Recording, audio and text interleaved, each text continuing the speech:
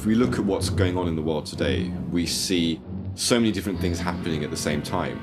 And it can be very confusing trying to make sense of the debates around these things. But when you actually look at these things holistically, it starts to make some sense. Unfortunately, what we have at the moment is a lot of people in different fields looking at everything in isolation. So you've got one lot of people looking at climate change, one lot of people looking at energy, a bunch of guys looking at food, some other guys looking at the economy, some other guys looking at terrorism and foreign policy. And what I think is really important to do is to look at these things as part of a global system. And when you do that, you actually come away with a different perspective. My view, having looked at a lot of these trends, is that some of the most worrying predictions are most likely to be true. If you look at these things in their totality, what we're seeing is industrial civilization is unsustainable. And all of these different crises are really just different manifestations of the fact that this civilization in its current form cannot survive the 21st century.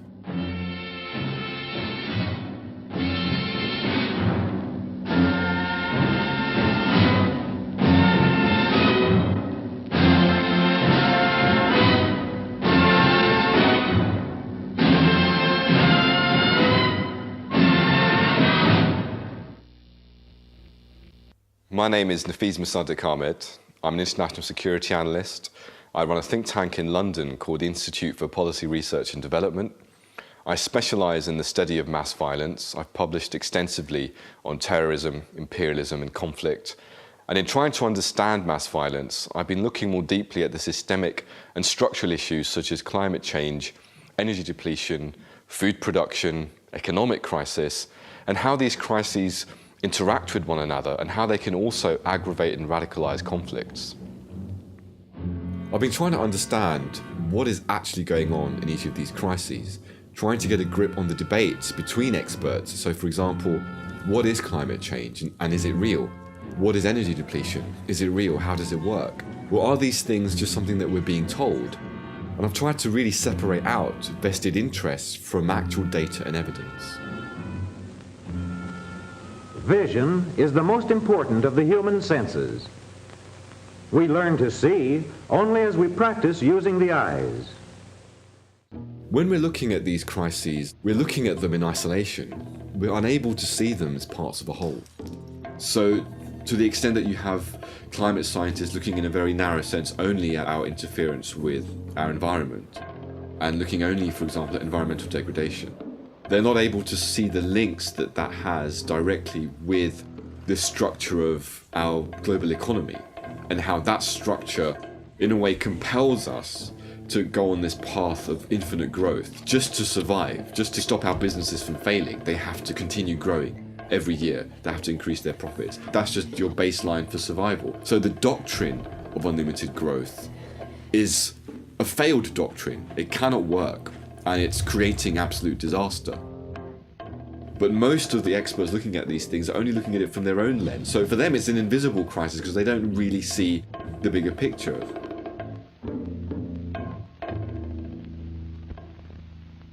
Most of the institutions which are working on these things are doing so on the basis of conventional policy-making assumptions. These are now totally outmoded and highly questionable. Two of the most influential thinkers that have been responsible for some of these assumptions are Samuel Huntington and Francis Fukuyama. Samuel Huntington was a Harvard professor. He was a political scientist, and he was also a long-time advisor to the US government. He specifically advised President Lyndon Johnson on the Vietnam War. He became quite well known for writing a book called The Clash of Civilizations in the 1990s. Where he projected that the future of international conflict would be between major civilizational blocs. So the Islamic world, the Western world, he separated these out and said that this is where there will be major conflict in the future. All I'm saying is that in some non-Western cultures, and Islam and Confucian culture are the usual examples, there's great resistance to accepting Western values of human rights and democracy because these countries come from totally different cultural traditions. The other guy that's also very interesting is Francis Fukuyama, who used to be head of policy planning at the State Department. He wrote a book called The End of History, and he argued that with the collapse of communism, there is no viable alternative to neoliberal politics or economics. You know, the neoliberal system, where you have liberal democracies, the free market system, these have triumphed. We have no other system which can offer a viable alternative. Sure, if you want to measure greatness by purely selfish materialism, sure. All right, then how do you want to measure it? Well, there are other values, you know. Now, wait a minute, just a minute. What's wrong with this type of materialism? I mean, it's the difference between life in the jungle and life in civilization. So the ideas of Huntington and Fukuyama became kind of fused into this overall idea. That the current system we have is in fact the most advanced system ever possible for humanity. And the violence that we have in this system are conflicts with lesser civilizations, such as the Muslim world. When you believe these things, when you believe the current system is the best we have, and when you believe that the war on terror is just a war against crazy barbarians that hate us because of our freedom and our way of life, then you're out of touch with reality, and you don't really get the systemic causes of what's going on.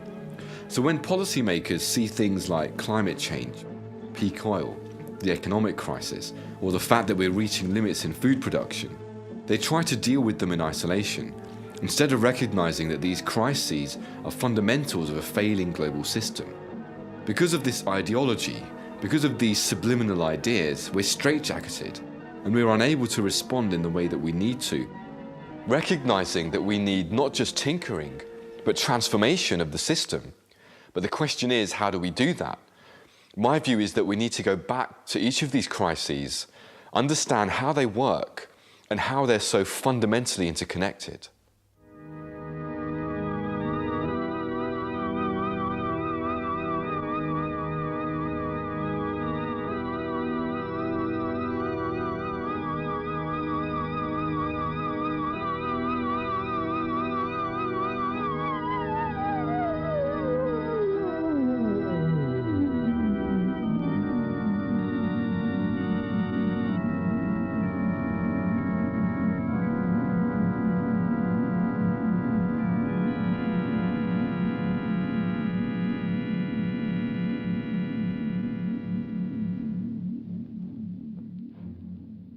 Over the next decade, I think we'll see increasing evidence that we have passed the tipping point on climate change.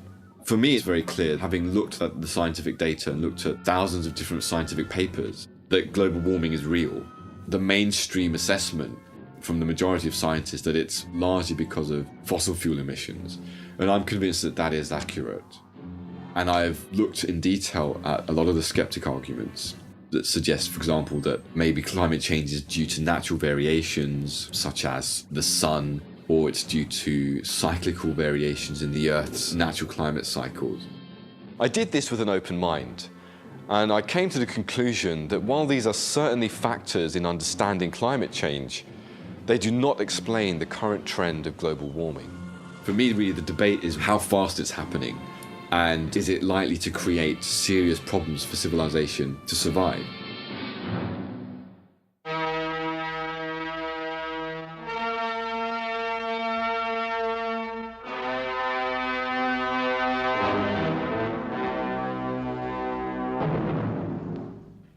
Most of the policymakers have agreed to this baseline target that we should reduce the amount of fossil fuels in the atmosphere to about 450 parts per million. That will get us to a 2 degrees Celsius rise by mid-century. And if we can stabilize at that level, then we will avoid some of the worst effects.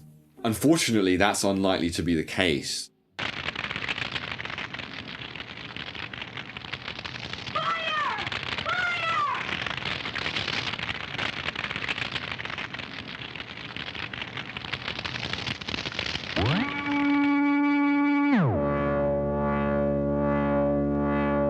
We have a lot of new scientific data which has come in the last few years. For example, the work of James Hansen, who is the head of the NASA Department on Climate Science. He has argued that actually you're looking at 350 parts per million as the maximum atmospheric concentration of greenhouse gases that is safe, and that actually we need to be below that. And he said once you go past that level, then you will probably go past a 1 degree Celsius rise in global average temperatures. And once you get past 1 degree, he says, you're looking at major changes in ecosystems that by themselves would lead to positive feedbacks between different ecosystems that could then lead to further changes that are difficult to predict. And once those changes got underway, there is a danger of irreversible changes to our climate that could then lead to a runaway warming process.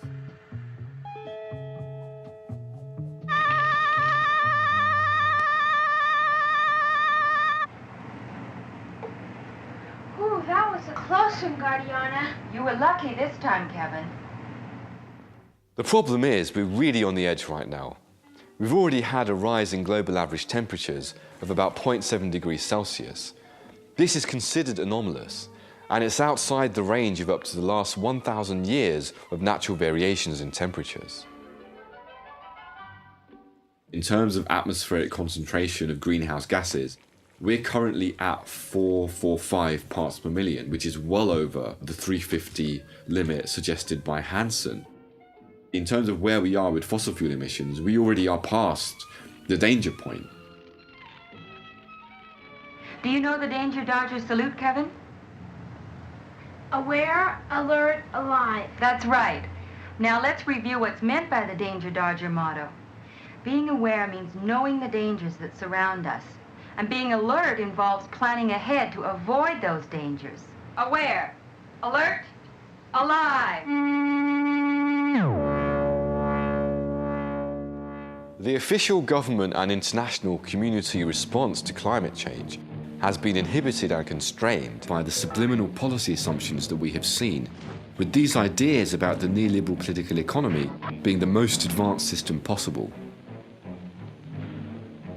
When you have that baseline assumption, then something like climate change is not seen as integral to the way our societies are working. It's seen as an aberration. So rather than saying that we need to change the way our societies are working in a progressive way, you're seeing a push for more neoliberal capitalism rather than less. In the boardrooms of the EU's biggest firms, company directors now discuss greenhouse gas emissions in the same hard-nosed business terms as balance sheets, shareholder dividends, or annual reports. The reason for this change is simple.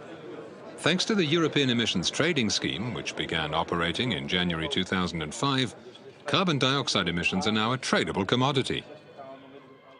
So, for example, with carbon trading, Big business is able to invest in some kind of enterprise, say in China, which is probably not very green, and where they're likely to make substantial profits. And by investing in that, they're purchasing a number of carbon credits. The value of those credits is equivalent to a certain amount of emissions. So what they can say is, having purchased that number of credits, that is equivalent to a certain amount of greenhouse gases that we've reduced. So then they can put on their books that they've actually reduced their emissions by a certain amount. And because they've spent a certain amount of money on carbon credits, when actually all they've done is invested in an enterprise to make profits and used the image of that investment as a green investment to say that we've reduced our carbon emissions. And in fact, they may well be increasing carbon emissions. So this bonanza of profiteering has been going on for the last few years.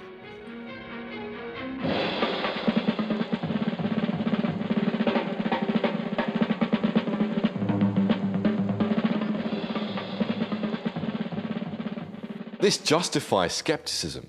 And I can understand why people are skeptical of the science, but the science is not the problem here.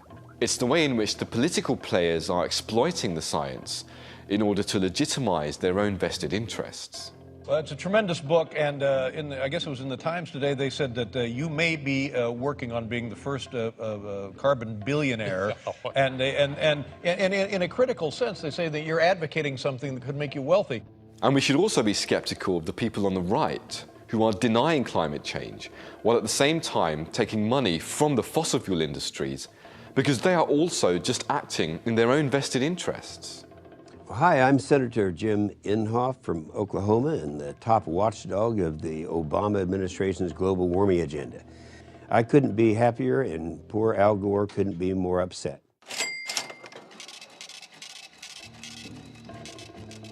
Global warming is probably the greatest hoax ever perpetrated on the American people. But let me be clear, despite our successes over the past year, global warming alarmists will continue to push their agenda.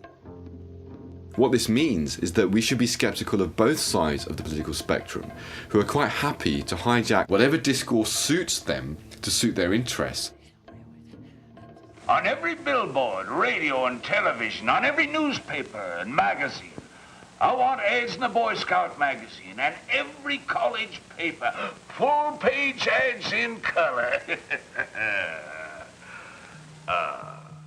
What we really need to look at is the link between climate change, our dependence on fossil fuels, these vested interests who control the fossil fuel industries, and of course the wider neoliberal global political economy, which is designed to meet their interests, and a very consumerist society, which plugs us into that system and keeps it chugging along. All of these things are combined and are working together to push us onto this path of accelerated interference with the natural environment. But if we're going to deal effectively with climate change, then we're going to have to more thoroughly understand our addiction to fossil fuels. Dad, can I take the car into town now? Okay, Alan, go ahead. But take it easy. Oh, I'll be real careful. Goodbye. He'll be all right. Look at the guy go. Hey, maybe we better go along with him, make sure he gets there all right. Okay, buy me soda. Okay, fine. Goodbye, everybody. Bye.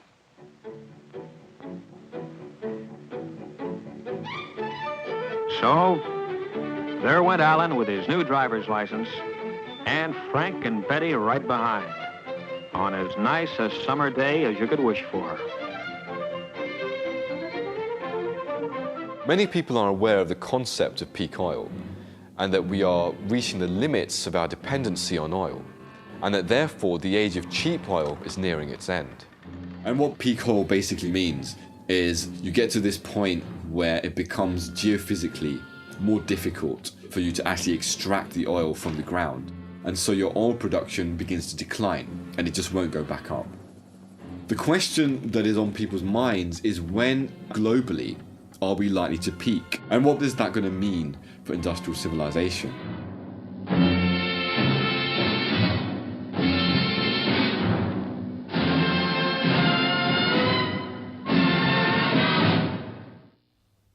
Oil production for any oil reserve passes through three main stages, and this was outlined by the famous geophysicist Dr. M. King Hubbert in the 1950s. And he said, first of all, production begins at zero. It will then rise exponentially. It will then hit a midway point where you've depleted half your reserves. And then at that point, roughly, it will begin to decline. And it will decline increasingly and exponentially towards depletion. And that's the Hubbert curve. He predicted the peak of US oil production in the 1970s. And when he predicted that, most of the people in the oil industry at the time said that you're a pessimist, you're a doomsayer, it's not going to happen, we've got abundant oil reserves. And he turned out to be right, his prediction was absolutely accurate. US oil production did peak in the 1970s and subsequently declined. And the US is now a major net importer of oil. It's heavily dependent on foreign oil reserves. So the issue of peaking in oil is a historical reality. It's not a theory as such.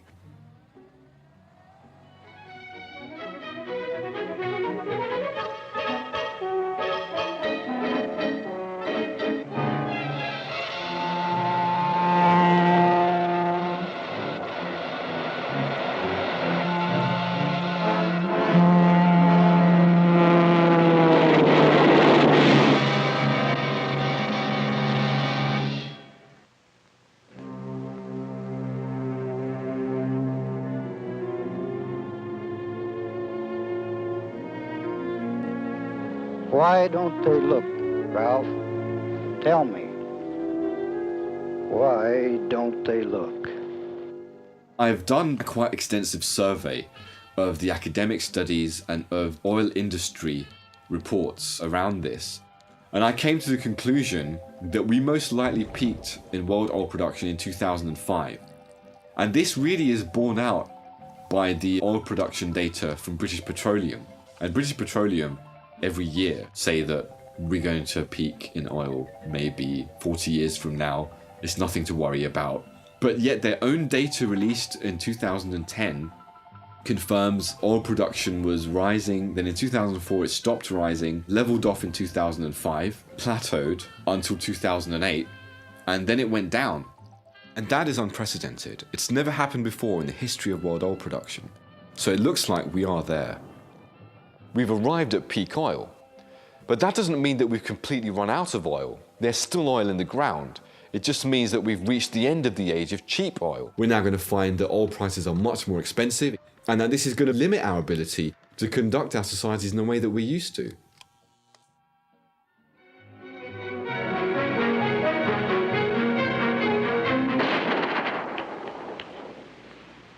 What's it to you? At this very moment, you are looking at a film whose acetate base was made with petroleum. You can even hear oil. It's in the plastic in musical instruments. Chances are your day starts with oil. Synthetic glycerin in toothpaste or alcohol in your shaving lotion. What it comes down to is that the oil industry has to please Mrs. Martin and millions just like her. Already today, she's used some 87 petroleum products, including the plastic bacon wrapper and the wax of the milk carton. She'll top 100 before the day is over. So are there any alternatives to conventional oil? Well, I think we have a problem with all mineral energy resources. For example, unconventional oil, such as tar sands and oil shale. It's increasingly clear that the energy return on investment, the amount of energy that you get out compared to how much you put back in, is very, very small compared to cheap oil.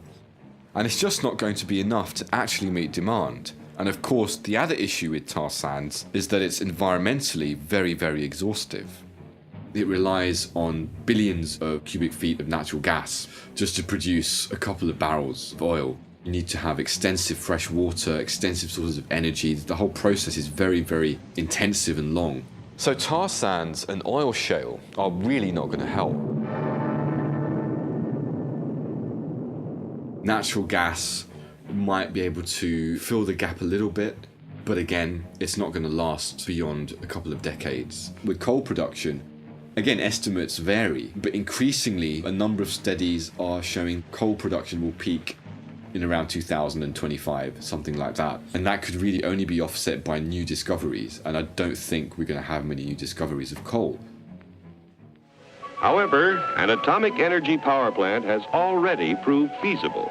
The future supplying of electric power to entire cities is far from impossible, while nuclear power in locomotives, submarines, ships, and even very large airplanes may all but revolutionize future transportation on land, sea, and air.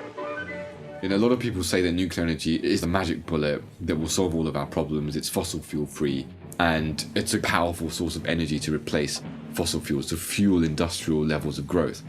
The problem is that it's not fossil fuel free. Many studies prove that there are fossil fuels emitted in almost every aspect of the process of exploiting nuclear energy, from going out and mining and extracting the uranium, transporting it, milling it, processing it, and then in the process of waste disposal as well. All of these things require fossil fuel intensive activities. So the question is, what source of energy can we rely on?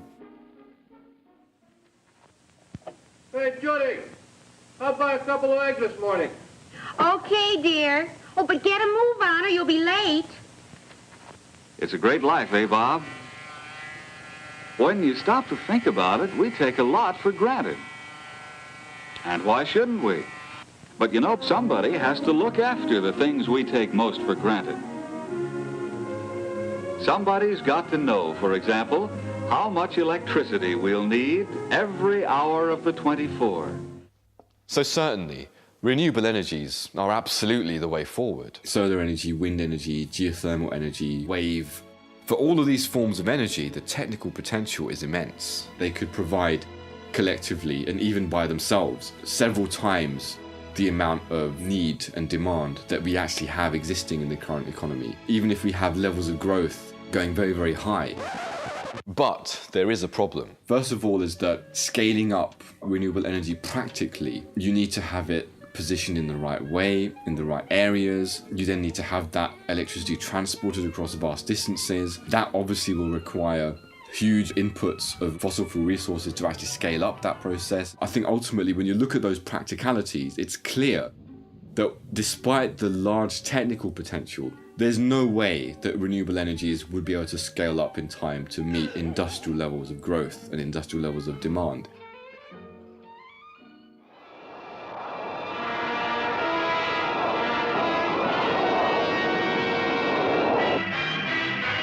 But right now, you can ride along with the happy go spending, buy it now, young adults of today.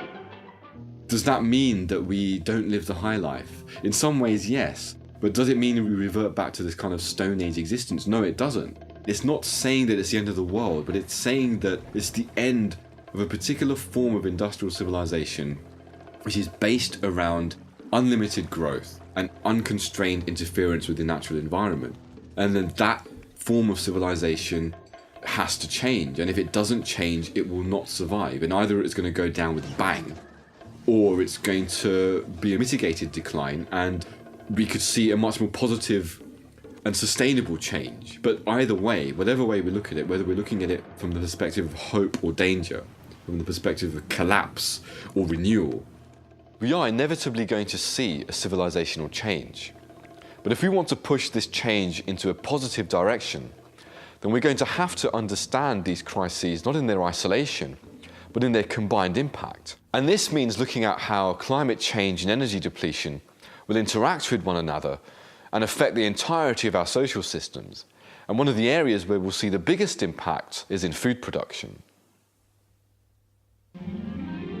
Supermarket, symbol of the high standard of living in this country today.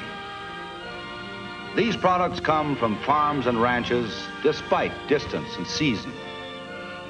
They are the result of a miraculous agriculture. Today, agriculture is going far beyond nature to produce new miracles for an even better, more abundant life. The work of the men behind the scenes is done on the farm, in the laboratory, and in the marketplace. On the farm today, wherever you look, you see the handiwork of scientists. Improved crops, more productive soils, more useful, more efficient machinery. I'm very concerned that the impacts of climate change and energy depletion are converging. And it's very clear that we will not be able to sustain global food production levels in the coming years without a drastic change in the way we do things. On the one hand, you have the impact of global warming. Due to erratic weather, for example, increased droughts and increased floods in different regions, we will see many more crop failures, which will drastically impact on global food production. The other issue, of course, is energy. Industrial agriculture is heavily dependent on oil. We are dependent on oil-based fertilizers and pesticides, and if we reach a point where supplies of hydrocarbon energy are diminishing, we will be unable to sustain industrial agriculture in order to meet world population needs.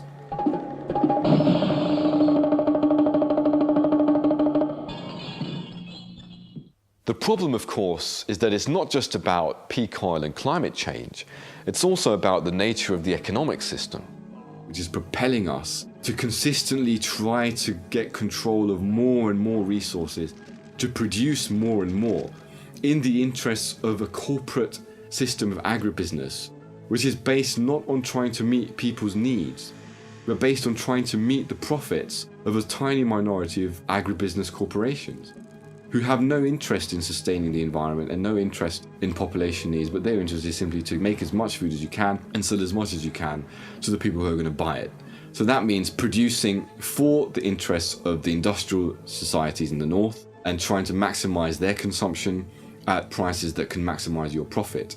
What's happening as a result is that more and more of the world's fertile land is being used up. The other problem is that the very methods of industrial agriculture are diminishing the soil. We degrade the soil at a rate that it can't renew itself in time for us to continue producing enough food. Great new harvesting systems and distribution methods had to be developed to bring these crops from faraway farms fresh to our tables. You have this skewed international system of food distribution.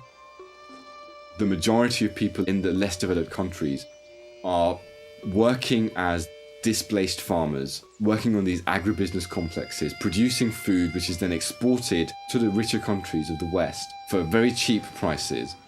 And where are they supposed to get their food from? Well, they're buying food produced in the West very expensively, and they can't afford to buy the food. All of these combined factors, economic inequality, industrial debilitation of the soil, peak energy, climate degradation, ecological degradation, all converging, and we will increasingly see over the next decade higher food prices in terms of staple foods like corn, wheat, and so on. And we will find more and more people in the less developed countries subject to malnutrition and starvation. And slowly over time, this could come to afflict the Western countries.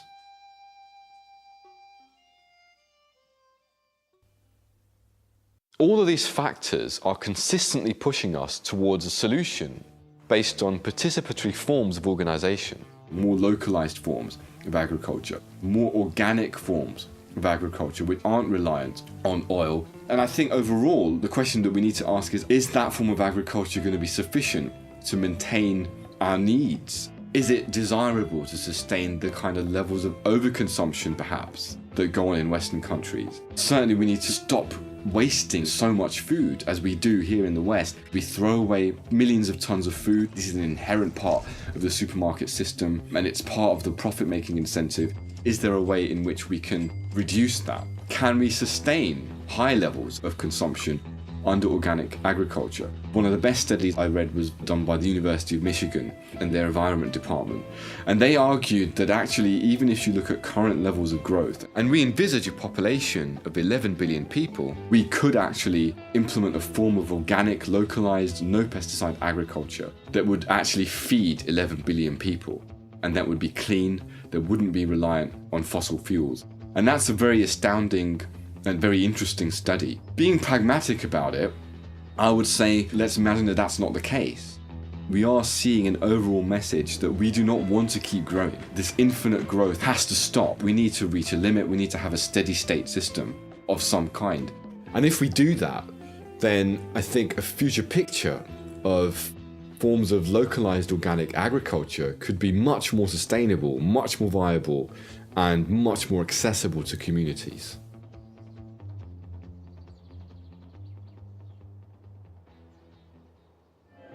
Now came the moment we'd waited for so long. Out we went, gay as larks. The first trowelful of earth was like a ceremony, more wonderful than any other soil. Miraculous in the hand, our land. The fundamental issue is, who owns the land? Who owns productive resources? Unfortunately, we have a situation where something like 1%, literally 1% of the world's population, dominate and own the entirety of the world's productive resources, and the rest of us are completely dispossessed. So it's clearly something that, as a structural issue, has to change if we're going to overcome this problem of unlimited growth, and if we're going to overcome this problem of overexploitation of resources. And fundamentally, if we're going to get to a point where we can talk seriously about people getting directly involved in food production, all of us have got a stake in this. It's not just about we the people and them the evil corporates. All of us are in for a rough ride. And unfortunately, at the moment, all of us are rather blinkered about it.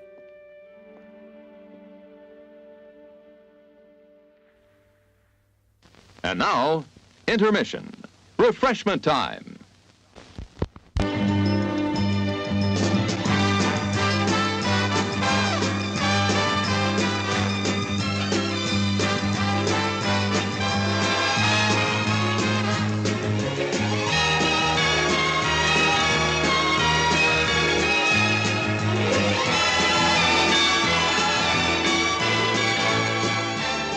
It's refreshment time, folks.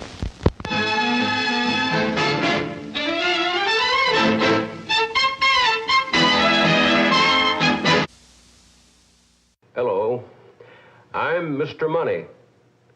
People can't seem to get along without me as cash or credit. Well, here we are again. Yeah. Oh, hi, Mr. Money. Hello, John. And how are you today, Judy? Just great. You remember our learning machine over there? Well, sure, that's a great gadget. What's it going to teach us today, Mr. Money? I'll turn it on and you'll see.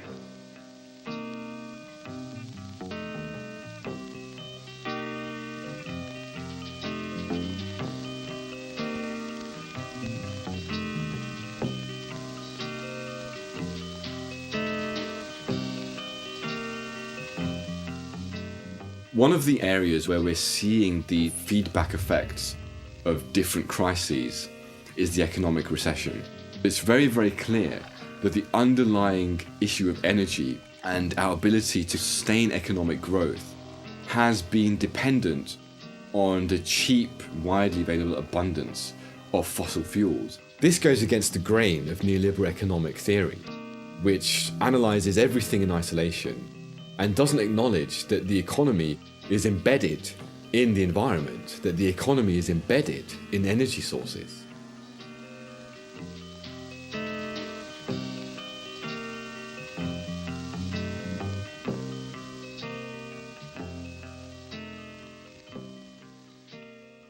Currently, we have a fractional reserve banking system. This system is based on the idea that you have a certain amount of assets in reserve in your bank, and that you have the ability to lend out certain multiples of that asset in the form of money. So for example, you have £1 in reserve. You can lend out multiples of 8 to 10 times the amount that you actually have. What they said in the 1990s is, this is not enough. We want new ways of making money. We want to be able to lend unlimited amounts. How can we do that?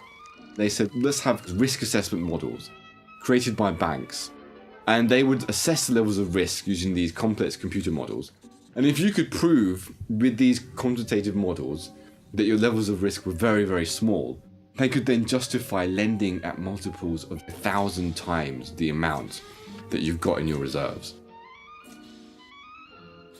And this is what made the whole process of financialization very, very interesting for capitalists, because you didn't have to produce anything. You didn't have to produce goods and services anymore. All you had to do was lend money to someone else who might be making goods and services or selling a product. And the more you lent them, the more they had to pay you back on compound interest. Obviously, you can see that this system was pretty much unsustainable because the global economy is a closed circle. I mean, how are you going to pay back money that isn't in the system? For you to pay it back, you need to borrow more. And for you to pay it back, you need to produce more, and you need to exploit the environment more, and you need to grow more. So it accelerated the pressure for unlimited growth.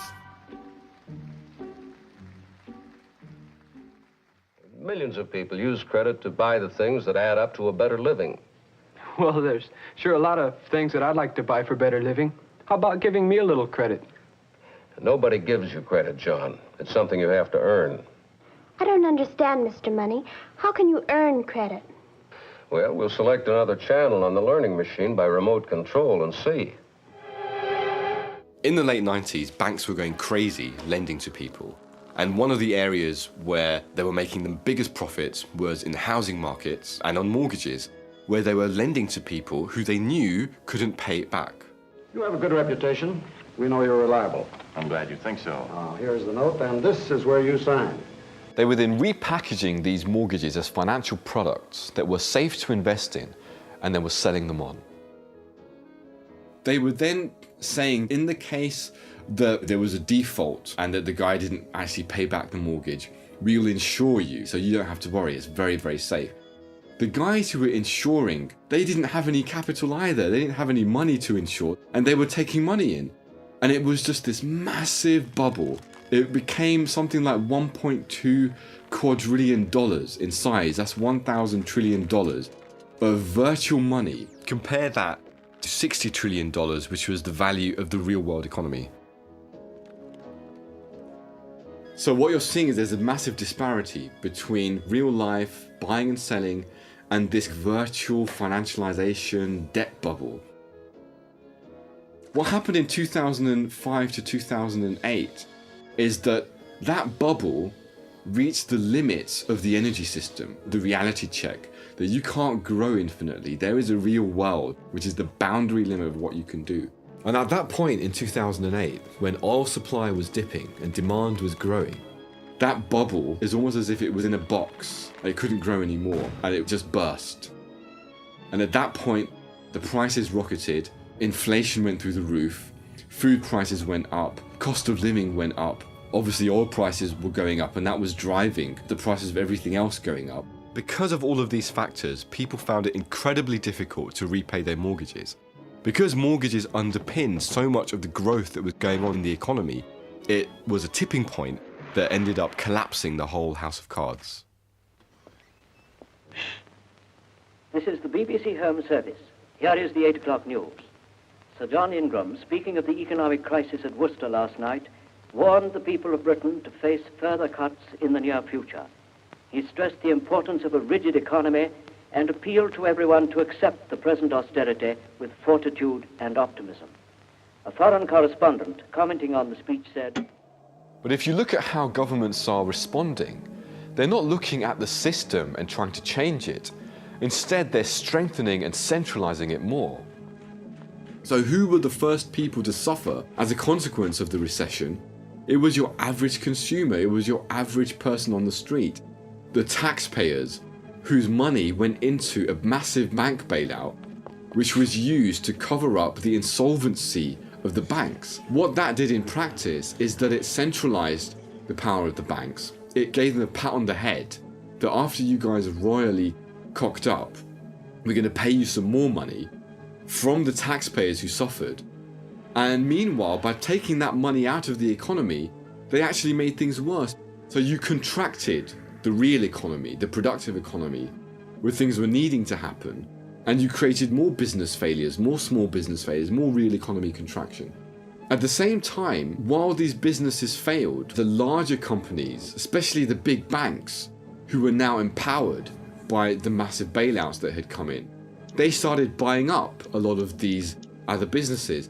So you had a situation where more centralization of ownership was also taking place. It's Saturday night, and everyone else is out having fun. It's the best excuse in the world to join the party.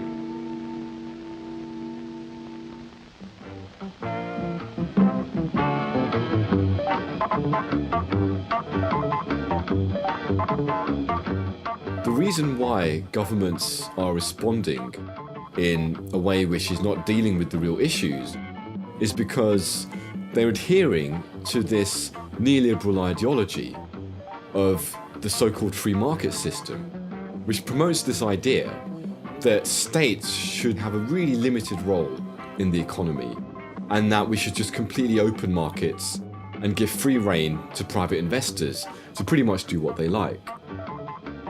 The reason there's a fundamental conflict between the free market ideology as it stands, or as it's promoted, and real world democracy as we would like it to be, is just because we elect our representatives in order for them to actually organize societies, organize economies, make policy decisions that are for everybody's benefit. But what the free market ideology does is it organizes the economy in such a way that the state should actually have no real role. So in other words, the free market ideology is actually taking power for these economic decisions and transactions completely out of the hands of the public and giving free rein to all manner of actors and vested interests that have nothing to do with the popular will.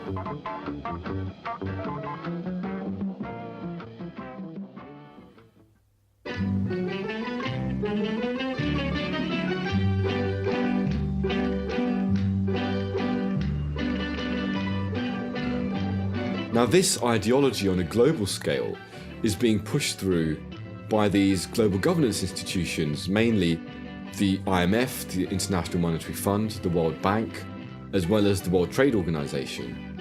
And what they're doing in countries in the south are often suffering from huge levels of deprivation. They have many political and social problems, and they do need credit. Is they're saying to these countries that if you're going to receive our loans, then you're going to have to abide by our rules for development.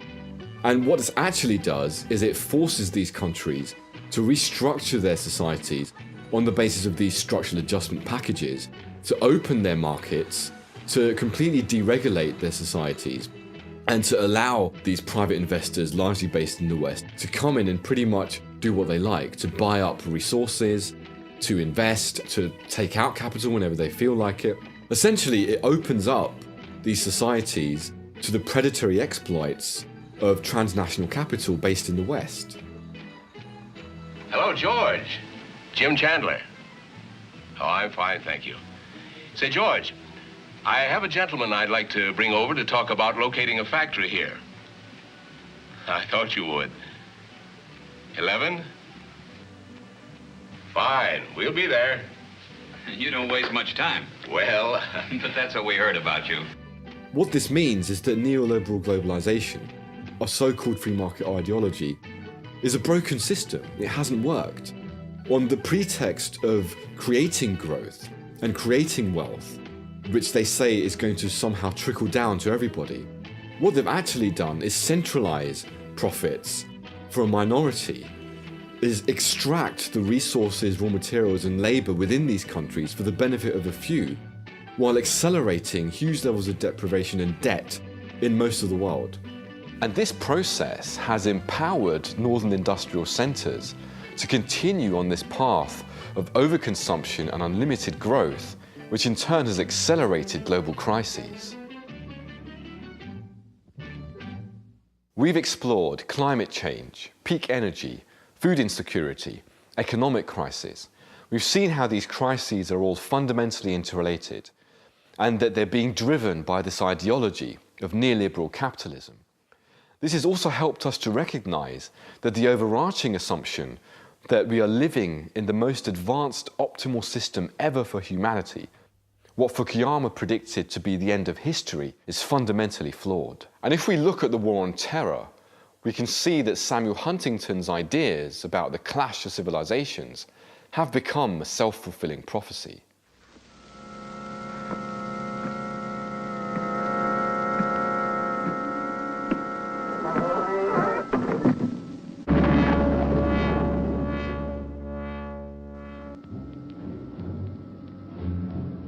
International terrorism is often viewed as a problem that is either outside Western civilization and competing with it, or internal to communities who happen to be part of Western civilization but are not truly accepting of it and challenging it from within.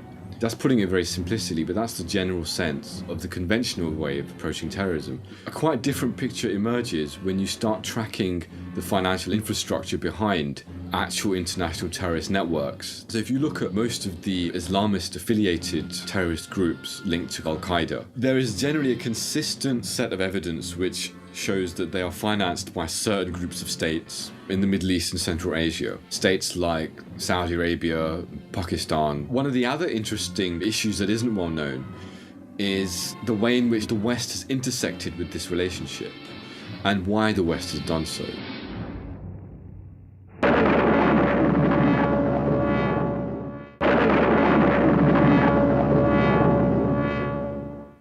May 29th. 1933, after weeks of discussions, there was a meeting at Qasem Palace on the outskirts of Jeddah. It was there that Saudi Arab government officials representing His Majesty signed a concession covering roughly 320,000 square miles.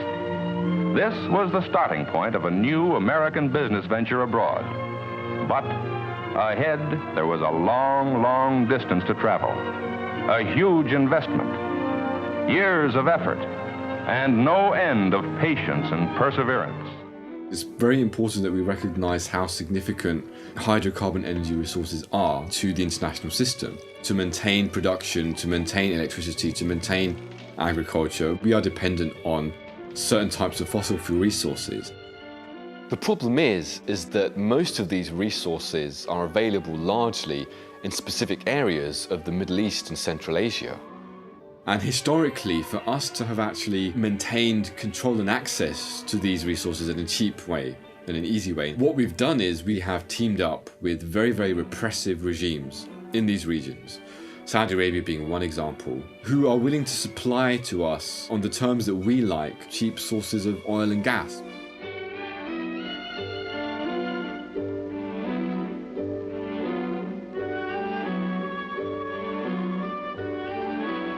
Part of the process has involved militarily propping up these regimes at any cost.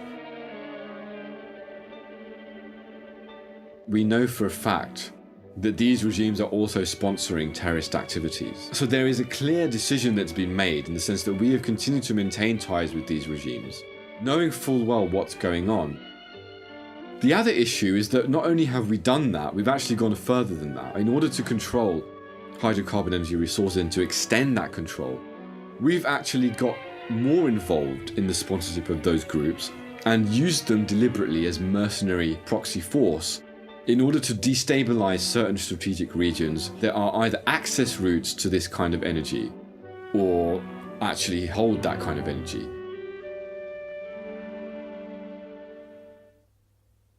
The policy of using proxy forces has happened in many regions. One of the most obvious examples is in Afghanistan, where we know this happened during the Cold War. The US funded Osama bin Laden and his Mujahideen in order to counter the Soviet Union, the pretext being that we were fighting international communism.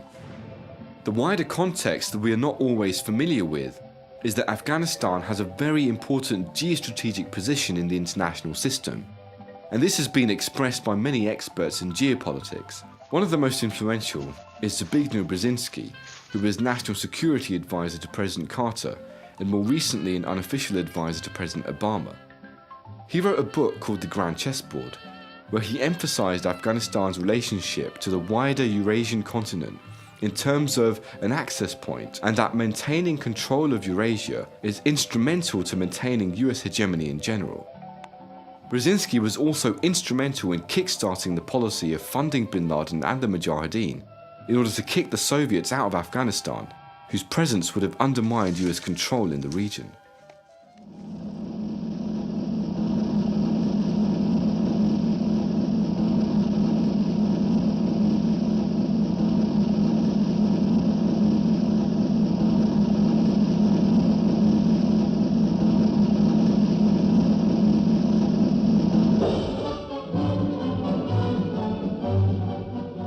But that relationship didn't end in Afghanistan at the end of the Cold War.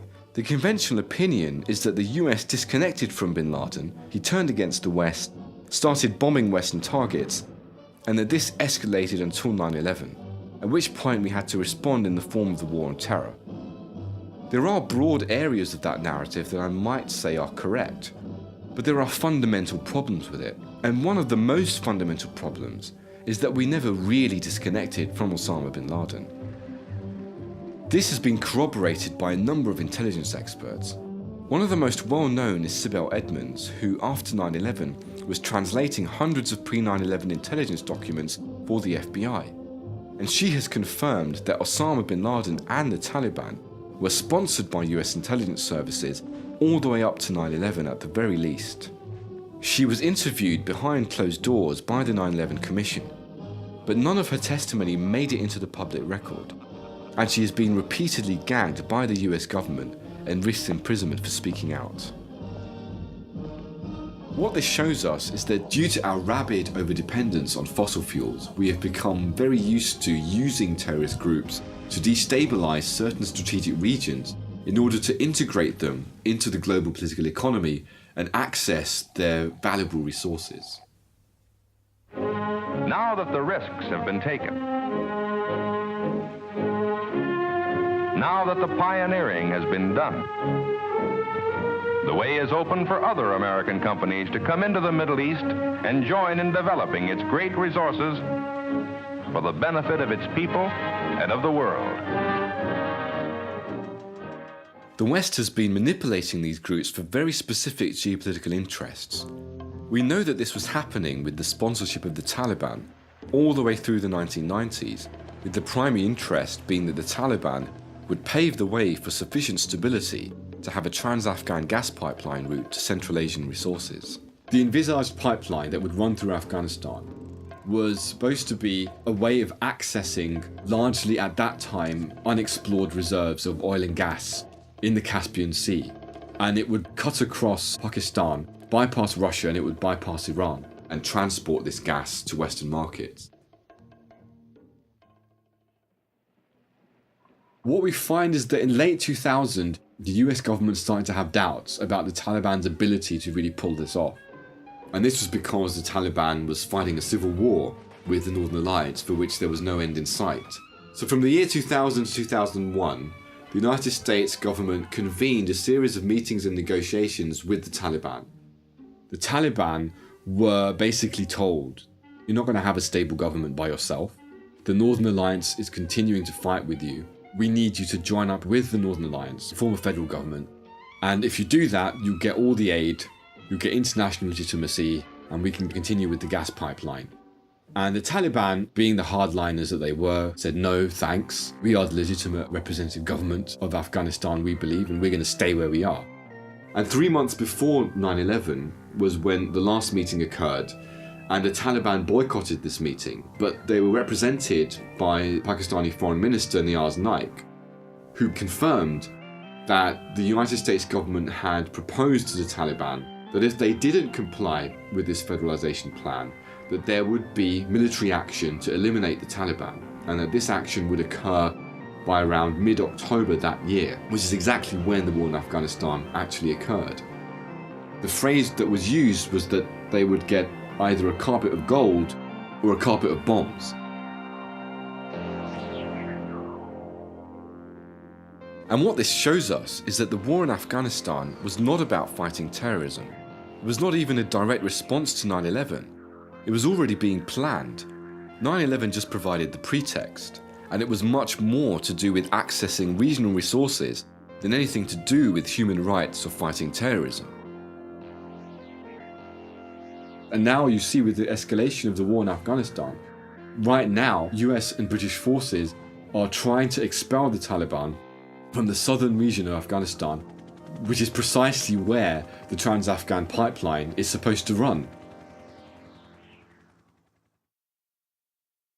What we can say with certainty, and I prefer to stick to what we can say with absolute certainty, is that the system generates terrorism as a phenomenon, that terrorism has become integral to the way the system works. And this justifies the state's militarization of foreign policy, and it also justifies the state's increasingly draconian treatment of its own citizens.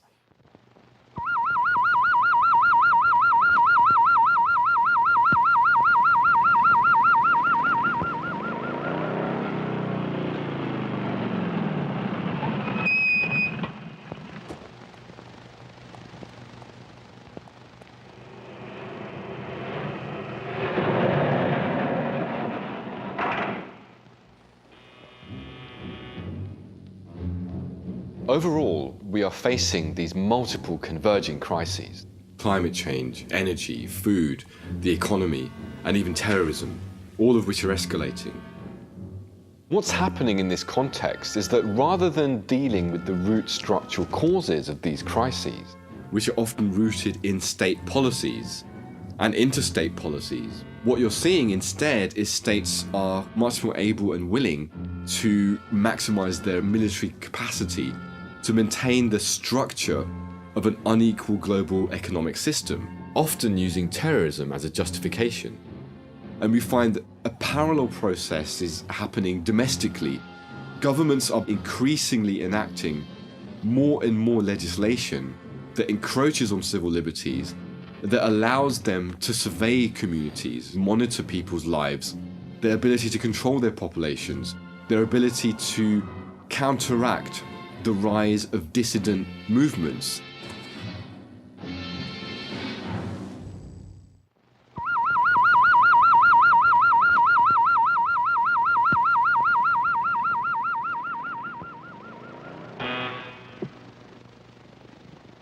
Civil defense is government operating in an emergency.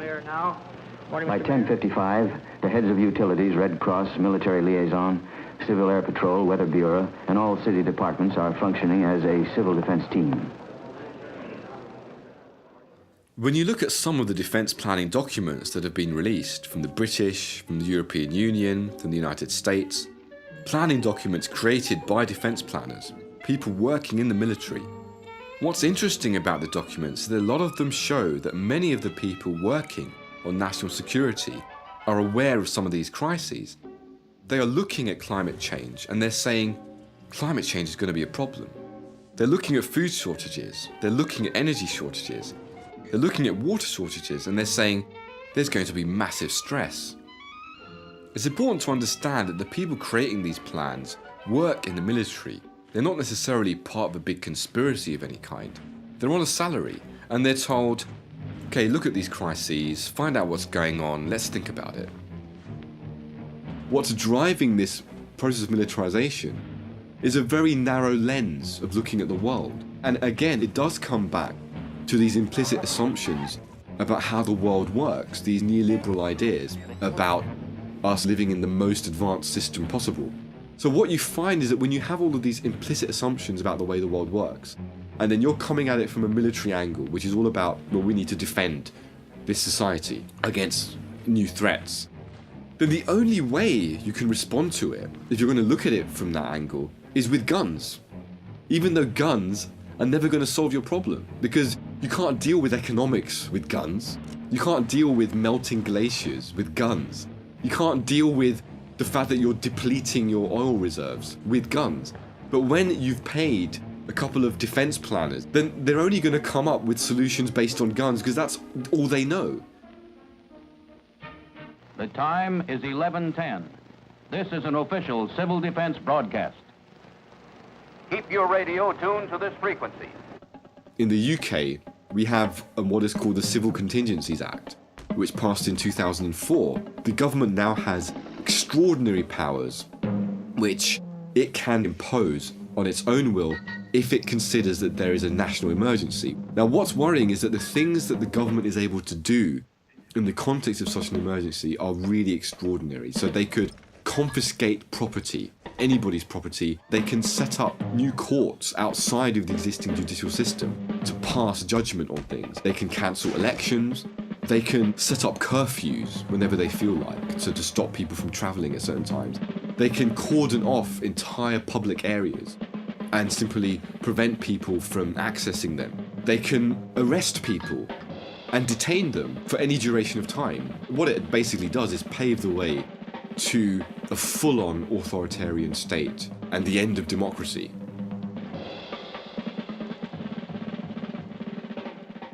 Some people might think that I'm being alarmist, but it is alarming, and I think we should all be alarmed because the legislation really speaks for itself. And so this day called X, which began in such an ordinary way, is no ordinary day. At 10:35, the banshee wail of the siren echoes the warning, and the city prepares for survival. These powers have nothing to do with responding effectively in a robust way to national emergencies. When you look at what the government should be doing in terms of looking locally, assessing the different kinds of risks, looking at what facilities and infrastructures are existing in different parts of the country, what do we need to do to increase the capacity of our facilities to respond effectively to real emergencies? What is the government actually doing on the ground to make us empowered to respond properly and appropriately? Nothing is happening. The government's not doing anything. There's no investment. There's no real analysis. There are some processes in place, but it's very, very minimal. So when you compare that level of inaction with the huge level of interest in maximizing the state's powers, their police powers, their military powers, and their powers of social control, there's this massive gulf.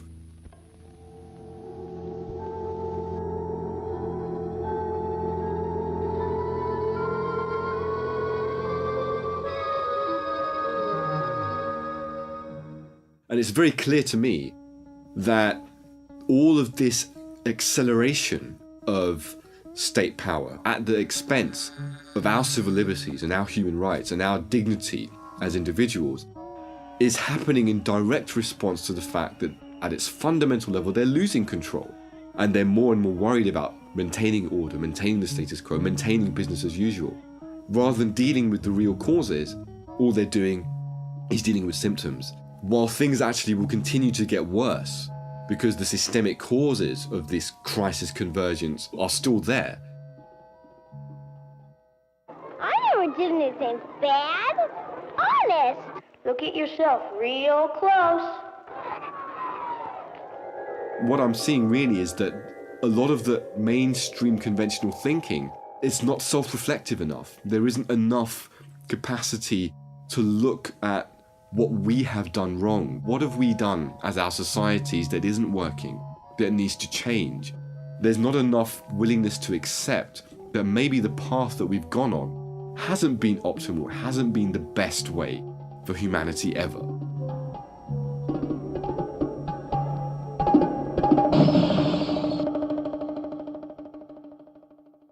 Welcome to the world of tomorrow.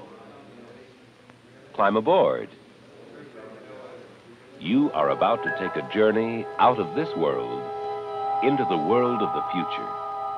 Forget the world around you. Forget the people around you. You are entering Futurama, alone with your own thoughts.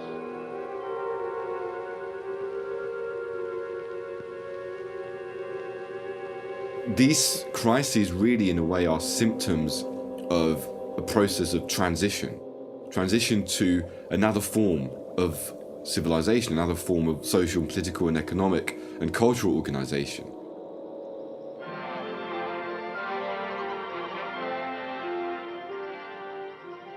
I think the urgent question that we need to be asking ourselves is what comes after? What is the post-carbon, post-peak world going to look like? And that is really up to us.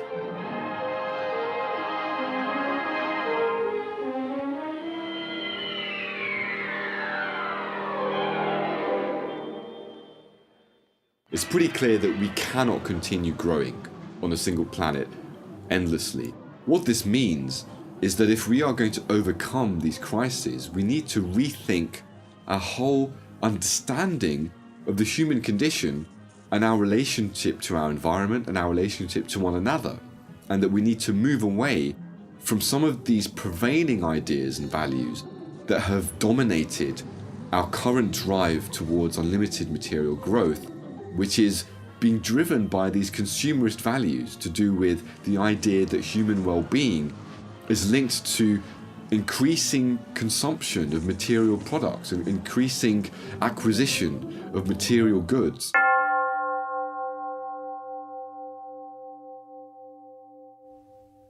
So do we need to ditch the whole concept of growth? Well, I do think that we need to reject the material concept of unlimited economic growth. But we can still retain the idea of social progress, that there is some kind of moving forward, but we need to redefine what we mean by moving forwards, by getting better, by advancing.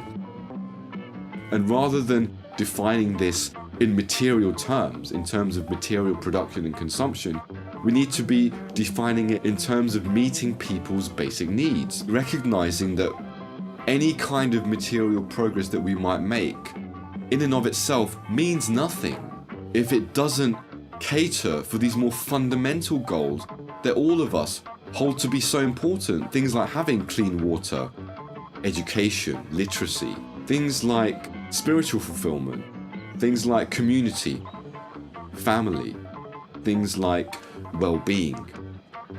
There may be some material components to that, but what we find then is that the material conditions of life, rather than being the fundamental goal, rather those are simply tools to achieve these much more important values.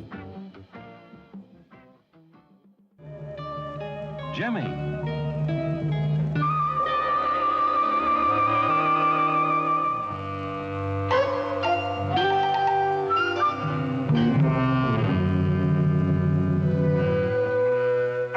Don't be frightened. We are your friends.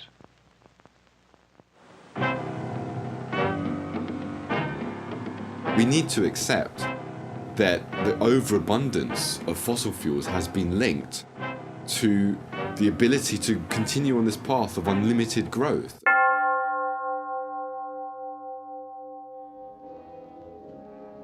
There are many viable alternatives to fossil fuels. There is solar energy, wind energy, geothermal energy.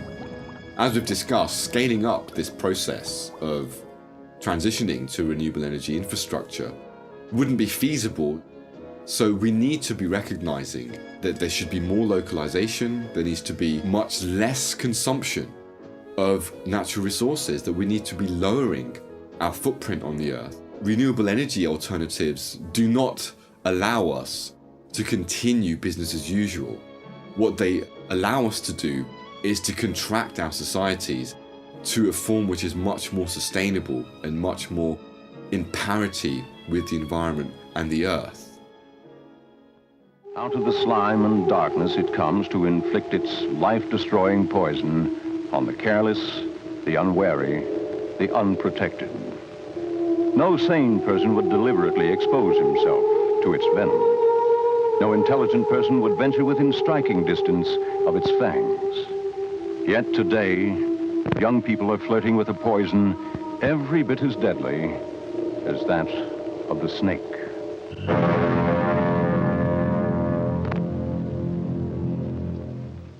I think certainly the way forward for looking at the banks is, at a minimum, we want to see a fundamental separation of the activities of the financial sector, where banks are investing and speculating on stock markets and shares and so on and so forth, and we have this fictional financial whirlwind going on. Separate that out from basic retail banking, where a person goes to the bank, deposits their money for safekeeping, and goes away. They want to know that their money is their money and that banks aren't going to be playing around with that and that it's going to be in jeopardy. That's one thing. On the other hand, we need to completely rethink the way money is created in the first place by banks. We need to accept that interest hasn't worked. It's actually generated and fundamentally created this whirlwind of unrepayable debt, which leads to cyclical economic failures. We need to be looking at the entire way that banks are structured and that money is created, and to start thinking about fundamental alternatives that communities can start engaging in now. What we're talking about is creating new forms of currency, new forms of exchange, and making them much more in parity with the real world.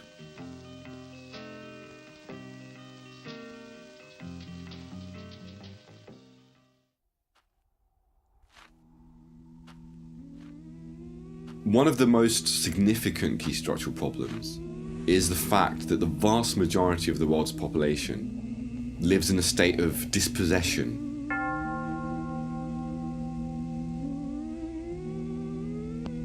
By dispossession, I mean that they do not have access or ownership or use rights for land, resources, raw materials. This condition is one of the key causes that has generated a lot of the most regressive dynamics of capitalism in its current form. So it's essential that we challenge this condition of dispossession fundamentally. Communities are going to have access to land to produce food. If they don't, then they're not going to be able to eat, because supply chains are going to be damaged as a result of peak oil. Fossil fuels will not be providing food in the way that we were able to do so in the past. Industrial agriculture is failing. So in the post-peak world, we need to be exploring new forms of social organization that allow communities to open up access to land, to resources, to the commons. And certainly we need to have a dialogue about how this happens.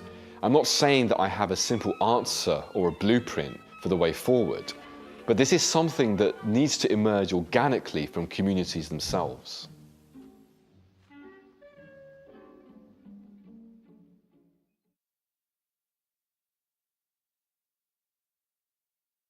It's important to recognize that existing institutions and structures are more than likely to doggedly pursue their own vested interests, even as this accelerates global crises. But this just means that it's absolutely essential for us as communities to become much more resilient to these shocks. We're going to have to become much more localized, participatory, and grassroots in how we do things like food, energy, and the economy. And this is going to be essential for us, not just to prosper, but to survive.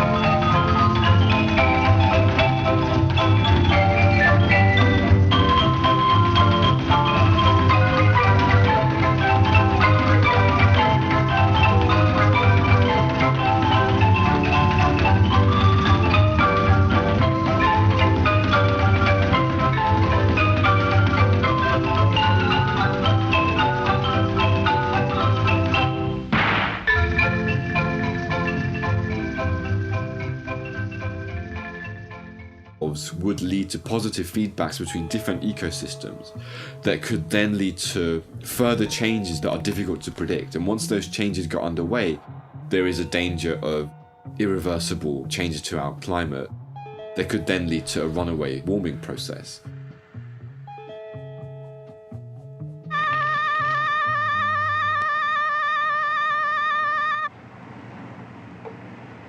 Ooh, that was a close one, Guardiana. You were lucky this time, Kevin.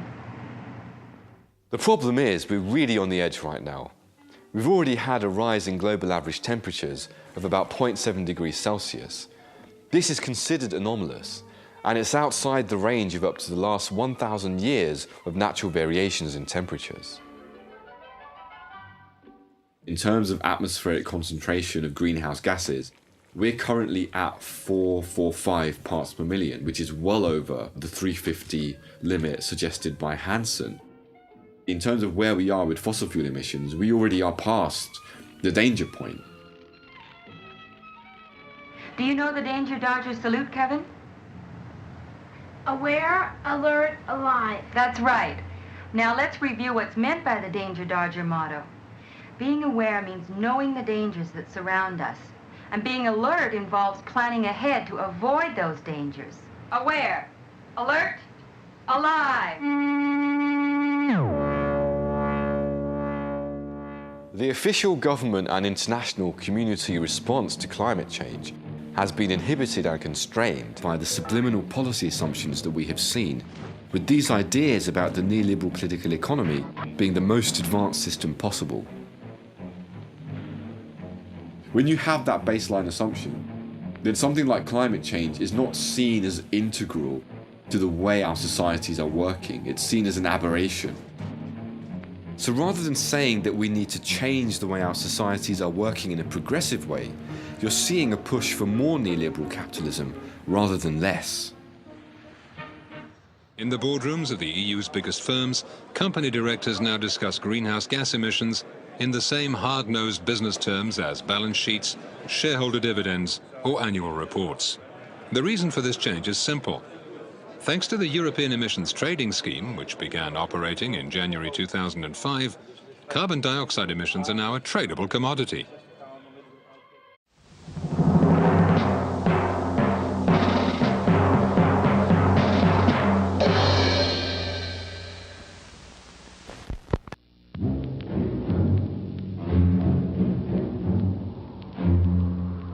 we look at what's going on in the world today, we see so many different things happening at the same time. And it can be very confusing trying to make sense of the debates around these things. But when you actually look at these things holistically, it starts to make some sense. Unfortunately, what we have at the moment is a lot of people in different fields looking at everything in isolation. So you've got one lot of people looking at climate change, one lot of people looking at energy, a bunch of guys looking at food, some other guys looking at the economy, some other guys looking at terrorism and foreign policy. And what I think is really important to do is to look at these things as part of a global system. And when you do that, you actually come away with a different perspective. My view, having looked at a lot of these trends, is that some of the most worrying predictions are most likely to be true. If you look at these things in their totality, what we're seeing is industrial civilization is unsustainable.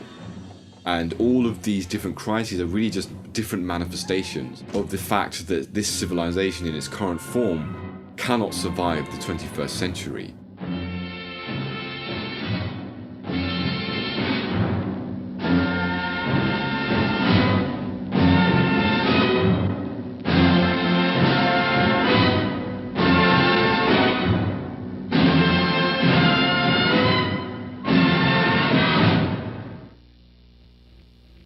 My name is Nafeez Ahmed. I'm an international security analyst. I run a think tank in London called the Institute for Policy Research and Development. I specialise in the study of mass violence. I've published extensively on terrorism, imperialism and conflict. And in trying to understand mass violence, I've been looking more deeply at the systemic and structural issues such as climate change, energy depletion, food production, economic crisis, and how these crises interact with one another and how they can also aggravate and radicalise conflicts. I've been trying to understand what is actually going on in each of these crises, trying to get a grip on the debates between experts. So for example, what is climate change and is it real? What is energy depletion? Is it real? How does it work? Well, are these things just something that we're being told? And I've tried to really separate out vested interests from actual data and evidence. Vision is the most important of the human senses. We learn to see only as we practice using the eyes. When we're looking at these crises, we're looking at them in isolation. We're unable to see them as parts of a whole.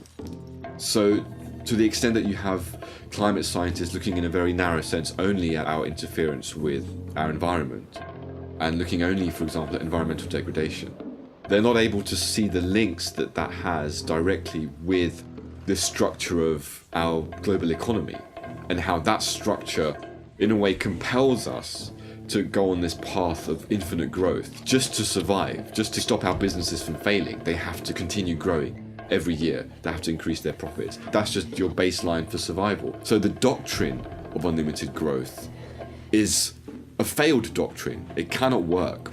And it's creating absolute disaster. But most of the experts looking at these things are only looking at it from their own lens. So for them it's an invisible crisis because they don't really see the bigger picture.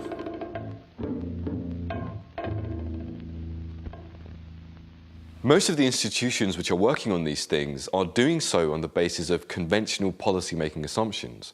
These are now totally outmoded and highly questionable. Two of the most influential thinkers that have been responsible for some of these assumptions are Samuel Huntington and Francis Fukuyama. Samuel Huntington was a Harvard professor. He was a political scientist, and he was also a long-time advisor to the US government. He specifically advised President Lyndon Johnson on the Vietnam War. He became quite well known for writing a book called The Clash of Civilizations in the 1990s, where he projected that the future of international conflict would be between major civilizational blocs. So the Islamic world, the Western world, he separated these out and said that this is where there will be major conflict in the future.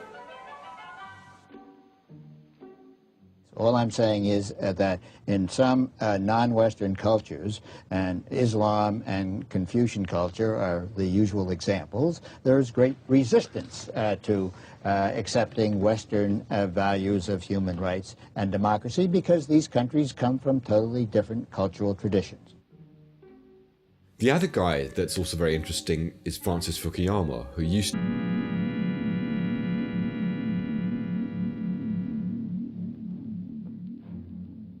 Over the next decade, I think we'll see increasing evidence that we have passed the tipping point on climate change.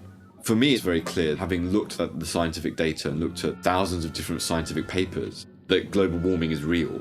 The mainstream assessment from the majority of scientists that it's largely because of fossil fuel emissions, and I'm convinced that that is accurate. And I've looked in detail at a lot of the skeptic arguments that suggest, for example, that maybe climate change is due to natural variations such as the sun, or it's due to cyclical variations in the Earth's natural climate cycles. I did this with an open mind, and I came to the conclusion that while these are certainly factors in understanding climate change, they do not explain the current trend of global warming. For me, really, the debate is how fast it's happening, and is it likely to create serious problems for civilization to survive?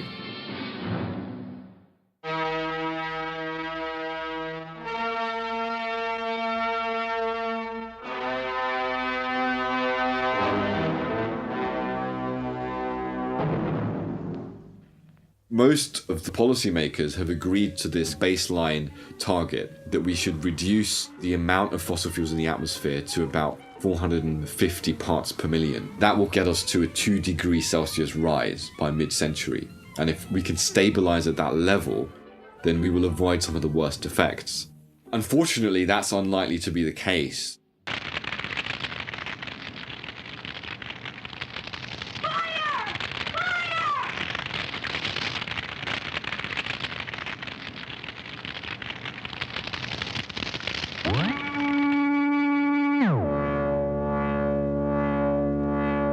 We have a lot of new scientific data which has come in the last few years. For example, the work of James Hansen, who is the head of the NASA Department on Climate Science. He has argued that actually you're looking at 350 parts per million as the maximum atmospheric concentration of greenhouse gases that is safe, and that actually we need to be below that. And he said once you go past that level, then you will probably go past a 1°C rise in global average temperatures. And once you get past 1 degree, he says, you're looking at major changes in ecosystems that by themselves, to be head of policy planning at the State Department, he wrote a book called The End of History. And he argued that with the collapse of communism, there is no viable alternative to neoliberal politics or economics. You know, the neoliberal system, where you have liberal democracies, the free market system, these have triumphed. We have no other system which can offer a viable alternative. Sure, if you want to measure greatness by purely selfish materialism, sure. All right, then how do you want to measure it? Well, there are other values, you know. Now, wait a minute, just a minute. What's wrong with this type of materialism? I mean, it's the difference between life in the jungle and life in civilization. So the ideas of Huntington and Fukuyama became kind of fused into this overall idea. That the current system we have is in fact the most advanced system ever possible for humanity. And the violence that we have in this system are conflicts with lesser civilizations, such as the Muslim world. When you believe these things, when you believe the current system is the best we have, and when you believe that the war on terror is just a war against crazy barbarians that hate us because of our freedom and our way of life, then you're out of touch with reality, and you don't really get the systemic causes of what's going on. So when policymakers see things like climate change, peak oil, the economic crisis, or the fact that we're reaching limits in food production, they try to deal with them in isolation, instead of recognizing that these crises are fundamentals of a failing global system. Because of this ideology, because of these subliminal ideas, we're straitjacketed, and we're unable to respond in the way that we need to. Recognizing that we need not just tinkering, but transformation of the system. But the question is, how do we do that? My view is that we need to go back to each of these crises, understand how they work, and how they're so fundamentally interconnected.